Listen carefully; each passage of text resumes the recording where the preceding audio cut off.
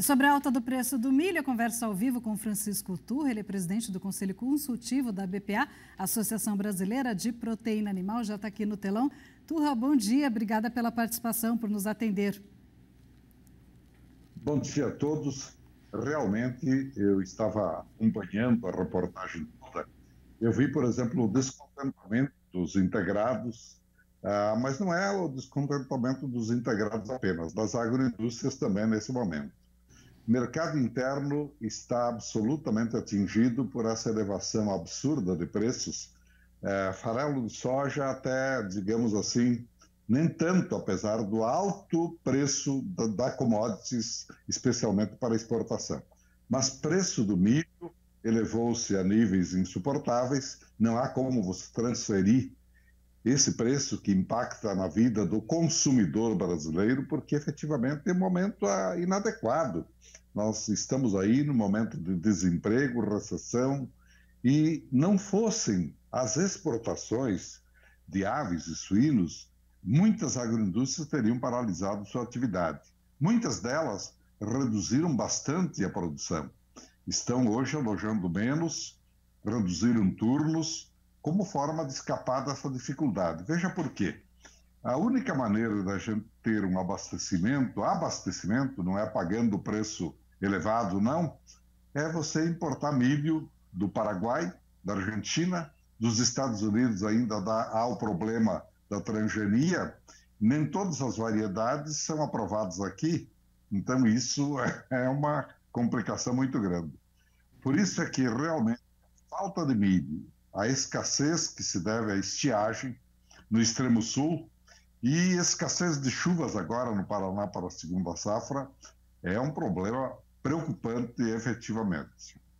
O senhor sabe quanto que subiu o custo de produção para o produtor por causa dessa alta do milho? Subiu para o produtor, porque quem fornece a ração para os integrados é, para você entender, a integradora. Então, para ela, esse preço subiu. O ano passado, a gente comprou milho a 40, a 50, mas não a quase R$100, como está hoje, que realmente dobrou de preço. Então, você não tem como repassar esse preço, esse custo, aos consumidores. Está muito difícil, é um momento bem complicado para a avicultura e suinocultura, e, por outro lado, com uma demanda aquecidíssima no mercado externo.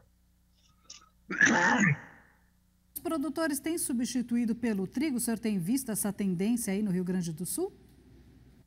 Olha, não há outra alternativa a não ser a gente estimular o plantio de culturas de inverno, triticale, centeio, o próprio trigo feed.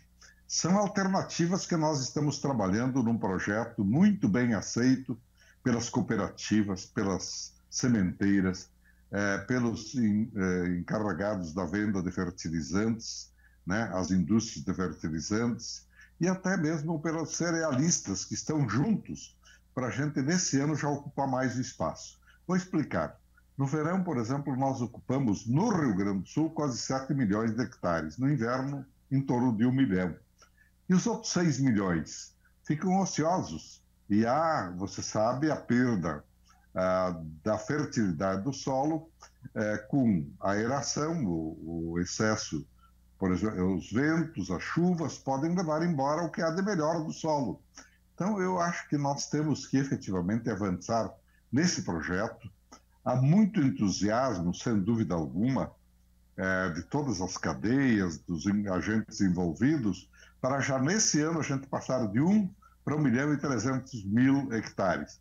E esse tema é uma campanha de Santa Catarina, do Rio Grande do Sul, principalmente, mas já mobilizou até todo o pessoal, os produtores do Paraná. É um ótimo momento para você produzir mais cereais de inverno como uma alternativa adicional, porque há regiões do planeta, frias regiões, onde não se utiliza milho. Eu te cito a Rússia, o Canadá, mas muitos outros países não produzem milho e não alimentam com milho as aves e os suínos.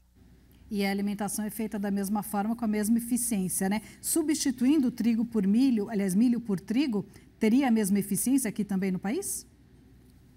Sem dúvida, a Embrapa Suínos e Aves identificou que alguns dos cereais têm 88% assim de aproveitamento, ou até 100%, como é o caso do próprio trigo, né? E o trigo feed, o triticale, 88% para aves, 90% para suínos, enfim, há condições sim, a transformação ela se opera quase normalmente com adição apenas de um pouco mais de gordura, mas nada além, e a ração é perfeita. Agora, o senhor acha, a gente teria demanda do trigo? O senhor falou do aumento da produção desses cultivares, mas a gente teria demanda para atender todos os produtores nessa substituição? Porque essa demanda também pode ocasionar um aumento de preço do trigo também, né? Não, mas olha, o trigo, somos importadores, historicamente importadores. Praticamente é um absurdo a gente falar, mas continuamos importando em torno de 50% do que consumimos. E nosso trigo é da melhor qualidade. Nós estamos produzindo trigo, a Embrapa está produzindo no Ceará, trigo irrigado. Está produzindo em várias regiões do país, trigo irrigado e transgênico. Então, há condições do Brasil se tornar autossuficiente, a gente ter abastecimento nacional de pão, de trigo, de massa e etc., e também ter adicionais, porque nós não estamos pregando aí o trigo para pão, que continue para pão, mas o triticale, o trigo feed, que é aquele que às vezes tem uma vocação mais para a alimentação animal, que ele é já plantado com essa ótica mesmo, ou até o triguilho, que a gente chama, numa safra ruim, que não é o melhor para pão, ele é um trigo absolutamente aproveitável para a alimentação animal. Mas nós temos culturas de inverno, olha, centeio, canola, aveia, vários produtos que são suficientes assim para dar uma alimentação adequada aos animais. E eu estou falando não apenas para aves e suínos, mas também para bovinos de corte, como é o caso da aveia, e também para bovinos no aspecto leite, que o Brasil também é importador de lácteos, tendo hoje, veja você, o segundo maior rebanho comercial do mundo. O senhor, pela experiência que tem, já foi ministro, o senhor sabe que esses buracos, essas dificuldades que aparecem no dia a dia do produtor podem ajudar a soluções novas, como seria o caso agora, né? O trigo, que não era usado para alimentação ou não tão usado para alimentação, poderia agora ser uma boa saída, né, na questão do preço. Olha, nós temos que aproveitar. 62 milhões de hectares no Brasil, culturas de verão. 3 milhões de hectares, culturas de inverno. Então, muitos estados do país, hoje é o nosso, Rio Grande do Sul e Santa Catarina, nós temos 1,09 safras ano. Enquanto outros estados, vários estados do país já têm a terceira safra. E até o consórcio, plantio de floresta com outro tipo de cultura. Isso tem que efetivamente mudar. Mudar aproveitando melhor o solo, as máquinas, os fertilizantes, as indústrias todas, as indústrias químicas, enfim. E mais empregos, mais renda. Imagine que renda fantástica se nós usássemos só a parte do Brasil que tem clima temperado também e tropical, já seria um avanço imenso. E é essa campanha que nós estamos fazendo para começar.